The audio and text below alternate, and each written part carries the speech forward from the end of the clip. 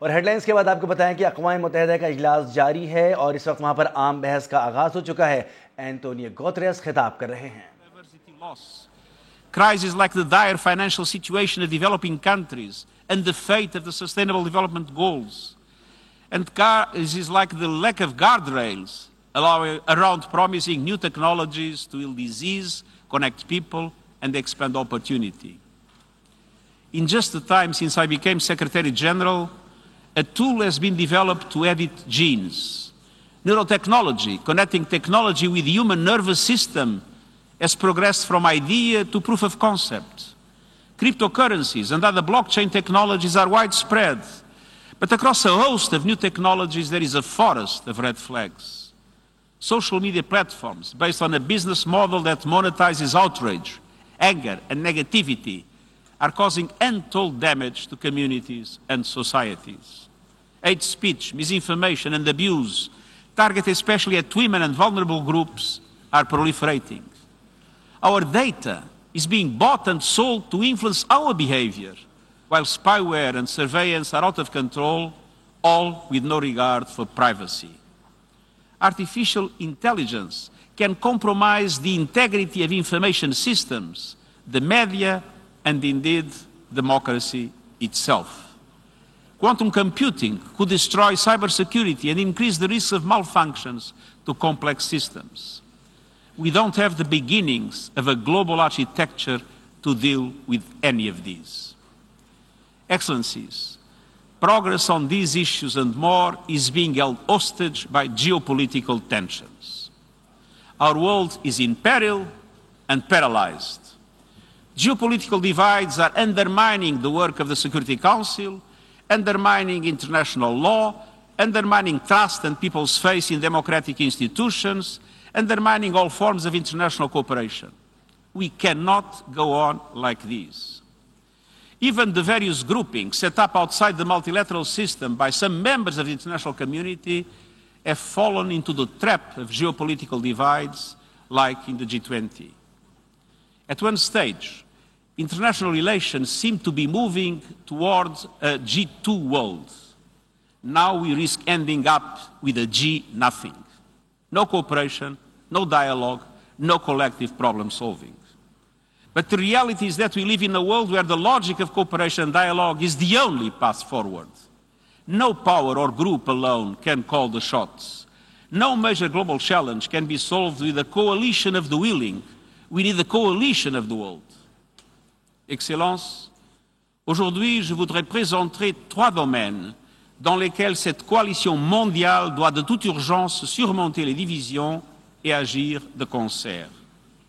Il s'agit en premier lieu de la mission fondamentale des Nations Unies, instaurer et maintenir la paix. Une grande partie de la planète continue d'avoir les yeux rivés sur l'invasion russe en Ukraine.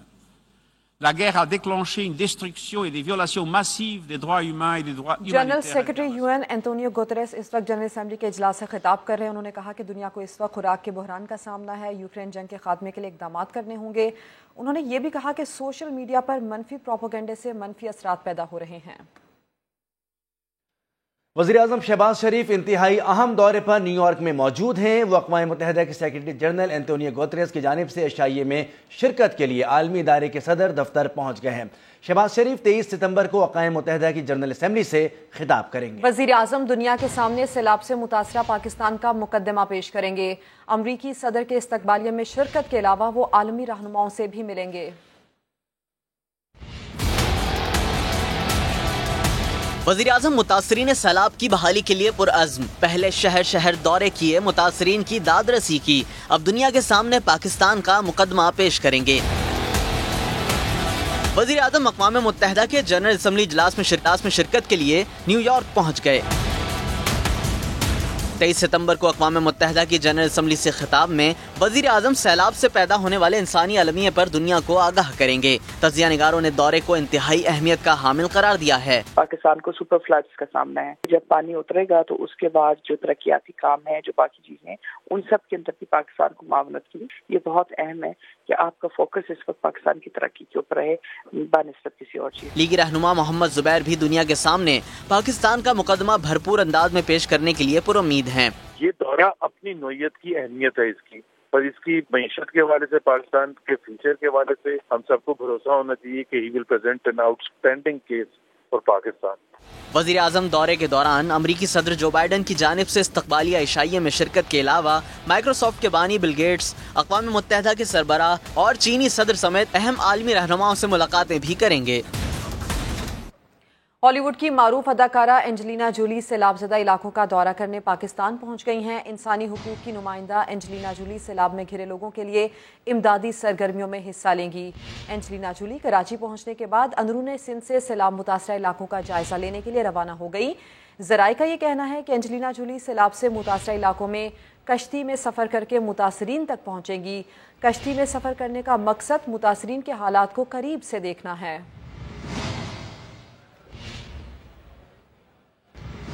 آگے بڑھیں گے۔ عمران خان کی mister x اور Y کا نام لیتے ہوئے ٹانگیں کانپتی ہیں، وہ قوم کو سبق دیتا ہے کہ انہیں للکارو۔ مریم نواز سربراہ تحریک انصاف پر برس پڑی، کہا عمران خان نے اگر کسی سے خفیہ ملاقات کی ہے تو قوم اور اپنی جماعت کو بتائیں۔ خان صاحب کہتے ہیں میری پسند کا چیف نہیں لگایا تو سب کے چہرے داغدار کر دوں گا، یہ جمہوری رویہ نہیں۔ مزید سنتے ہیں۔ آپ کی ٹانگیں تھر تھر کانپتی ہیں، آپ کہتے ہیں مسٹر ایکس مسٹر وائی، آپ کے اندر خود ان کا نام لینے کی ہمت نہیں ہے، تو قوم کو کیا سبق دے رہے ہیں کہ وہ ان کو للکارے، ان کو ڈرائے۔ کل جو کالز کروا رہا تھا وہ آج کہہ رہے ہیں میرے ممبرز کو کالز آ رہی ہیں۔ ایکس وائی زیڈ کیا ہوتا ہے، ABC پڑھنی شروع کر دے تو ہے تو ثبوت لے آؤ نا۔ 2014 کے بعد جو دھرنا تھا، لوگوں کو کہا کہ انگلی اٹھنے لگی ہے، اور جنرل رحیل شریف نے بلایا تو ہنستے ہنستے نکل گئے۔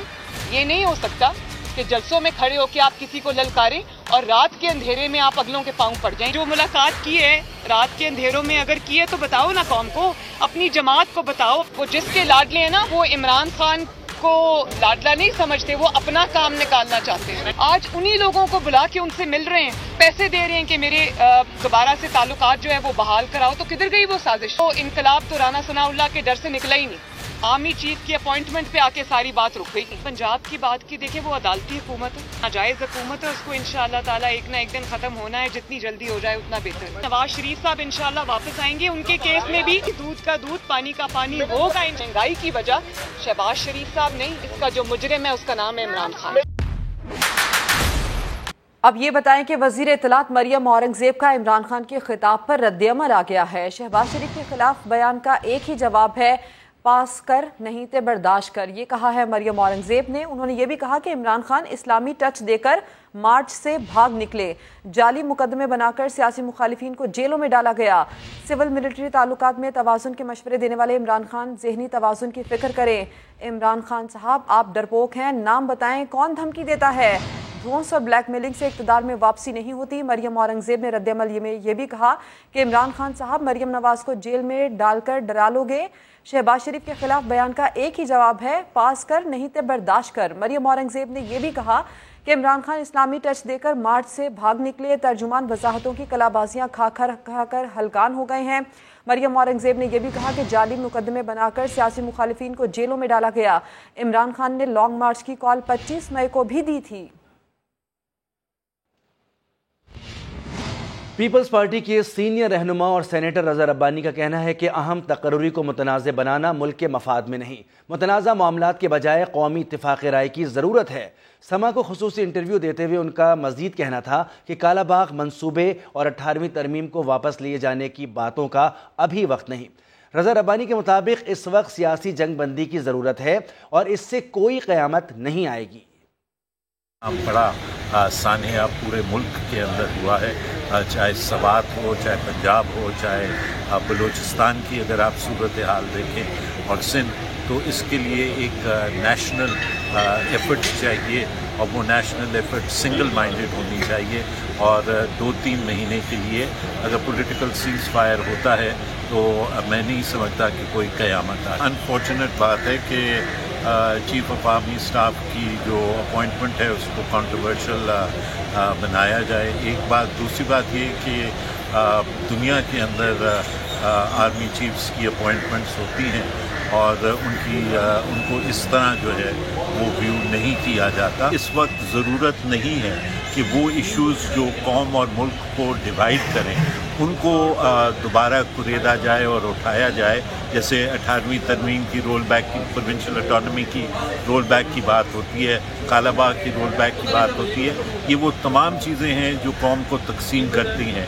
اس وقت قوم کو یکجا ہونے کی ضرورت ہے.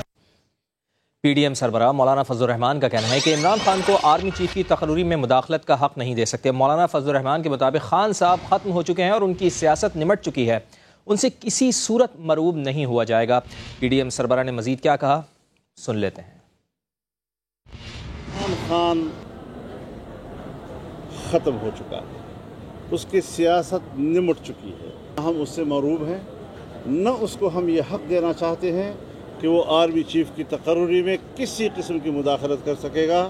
آئین کے مطابق یہ جس کی ذمہ داری ہے وہی ادا کرے گا، میرٹ کی بنیاد پر ادا کرے گا. عدالت کا اختیار ہے، الیکشن کمیشن کا اختیار ہے، وہ فیصلے کرتے جائیں گے اور آپ کی چیخ و پکار ان پر اثر انداز نہیں ہو سکے گی. امپورٹڈ چور ہے تو اس کا محاسبہ ہونا چاہیے، اور ابھی تک اس کے خلاف کیوں کارروائی نہیں ہو رہی، میں خود اپنی حکومت سے شاکی ہوں کہ وہ اس طرح ڈھیل کیوں دے رہے ہیں ایسے مجرم کو. اور وفاقی وزیر داخلہ رانا ثناء اللہ نے کراچی میں MKM پاکستان کے مرکز کا دورہ کیا اور لاپتہ کارکنان کے اہل خانہ سے ملاقات کر کے ان کی بازیابی کی یقین دہانی کروائی. وزیر داخلہ نے کہا کہ لاپتہ کارکنان کی بازیابی ریاست کی ذمہ داری ہے. اس موقع پر خالد مقبول صدیقی نے اپنے گمشدہ کارکنان کی واپسی کا مطالبہ بھی کیا. سعد صابری رپورٹ کریں گے. وفاقی وزیر داخلہ رانا ثناء اللہ کراچی کے MKM پاکستان کے مرکز بہادر آباد پہنچے، جہاں انہوں نے MKM کی قیادت کے ساتھ متحدہ کے لاپتہ افراد کے غمزدہ اہل خانہ سے بھی ملاقات کی. اس موقع پر گمشدہ کارکنوں کے اہل خانہ نے وزیر داخلہ سے اپنے پیاروں کی واپسی کا مطالبہ کیا. میرا شوہر کتنی طبیعت خراب ہے، اپنے بیٹے کو صرف یاد کرتے ہیں، میرا بیٹا کہاں ہے، میرا بیٹا کہاں ہے. بہت مہربانی ہوگی آپ کی، بہت مہربانی ہوگی.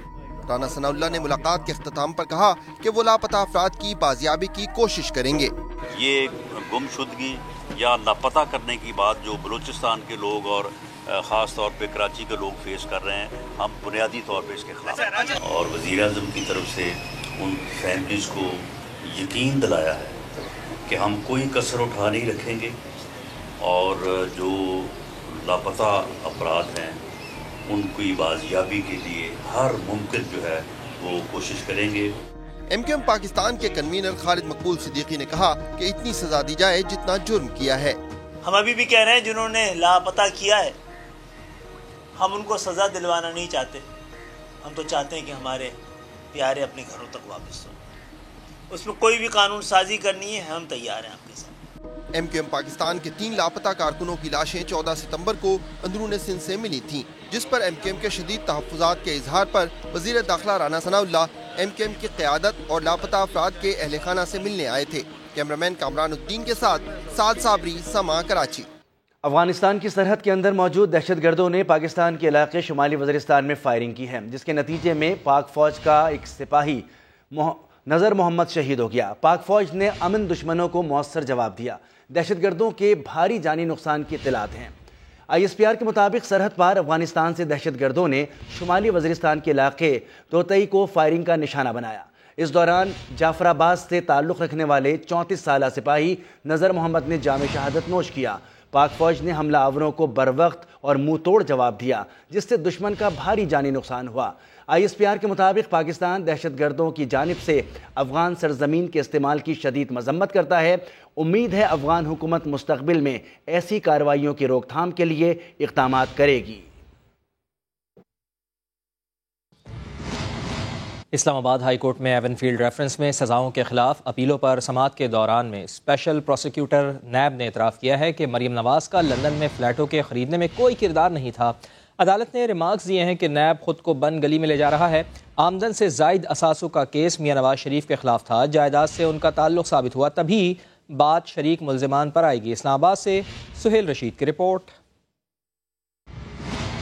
ایون فیلڈ ریفرنس میں سزا کے خلاف مریم نواز اور کیپٹن ریٹائرڈ صفدر کی اپیلوں پر سماعت. اسلام آباد ہائی کورٹ نے نیب کے وکلاء پر سوالات کی بوچھاڑ کر دی. نیب پروسیکیوٹر نے پاناما کیس میں سپریم کورٹ کے فیصلوں کا حوالہ دیا تو جسٹس عامر فاروق نے کہا ان کا اب آپ کو کوئی فائدہ نہیں ملنا. اس اپیل سے سپریم کورٹ کے فیصلے کا کوئی تعلق نہیں.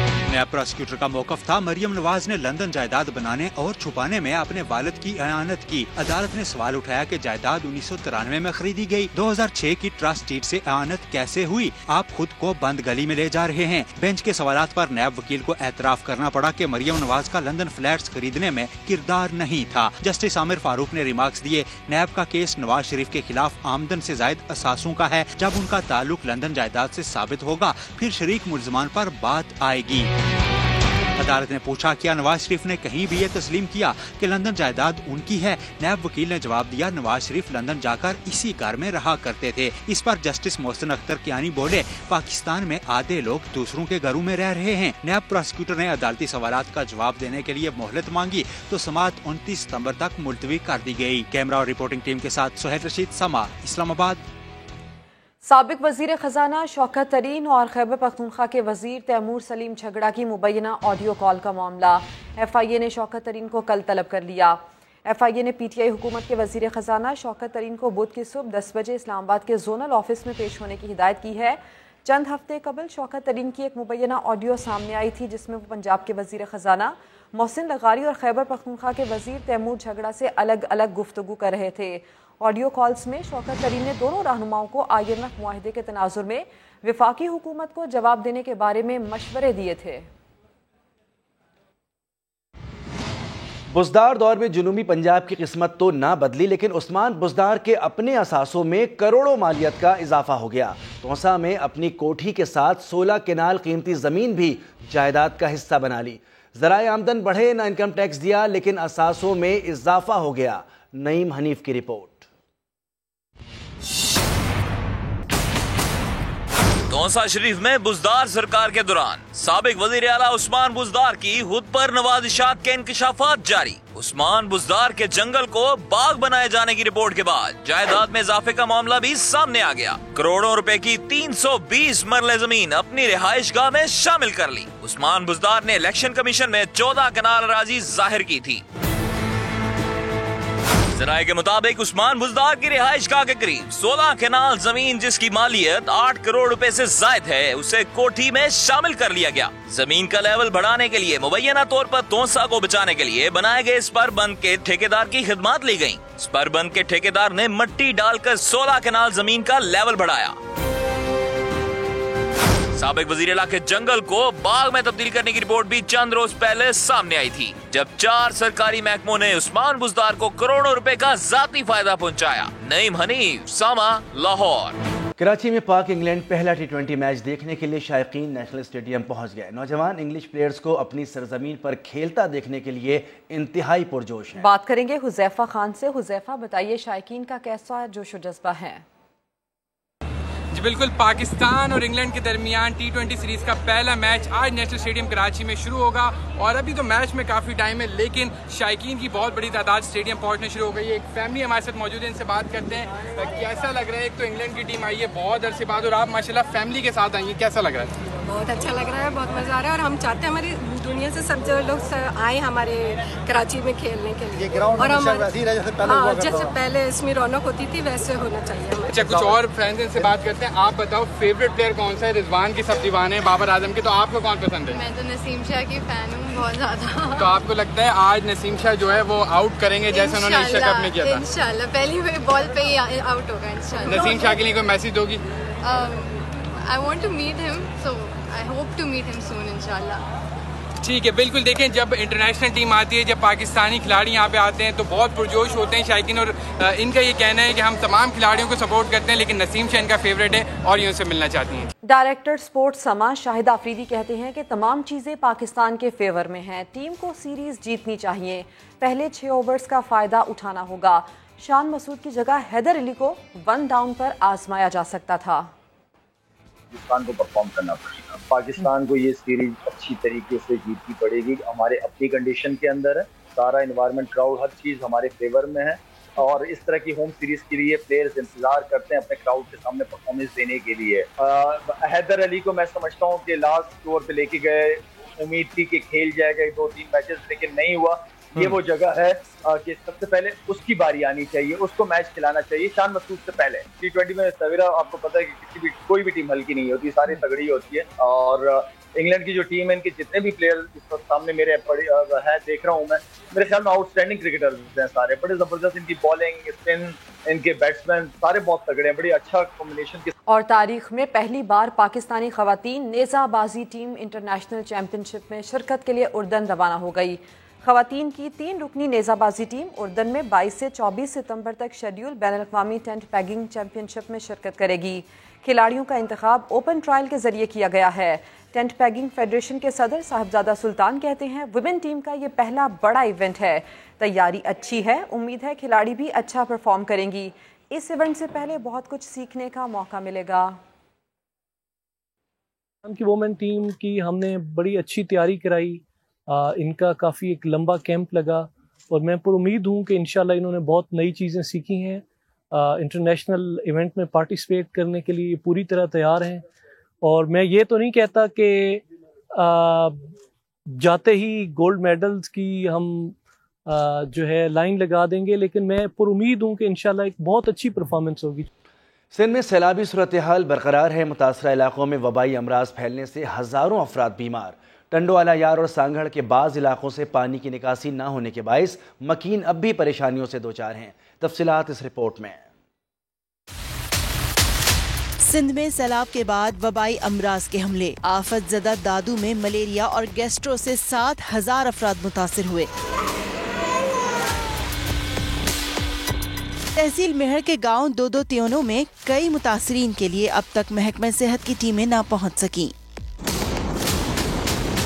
ٹنڈو اعلیٰ کے گاؤں مسو بزدار سے 2 مہینے بعد بھی پانی کی نکاسی نہ ہو سکی۔ متاثرین سڑکوں پر خیمے لگائے بے یار و مددگار بیٹھے ہیں۔ جیکب آباد میں سیلابی پانی کے باعث گڑھی خیروں کے درجن سے زائد دیہاتوں کا بھی شہر سے رابطہ تاحال منقطع ہے، جہاں ہزاروں مکین راشن اور طبی امداد کے منتظر ہیں۔ ادھر سانگھڑ کے علاقے گلشن کمال، خان کالونی اور ڈیپر کالونی کے مکین بھی سیلابی صورتحال سے پریشان ہیں۔ شہر میں آمد و رفت کے لیے لکڑی کے پل کا سہارا لے رہے ہیں۔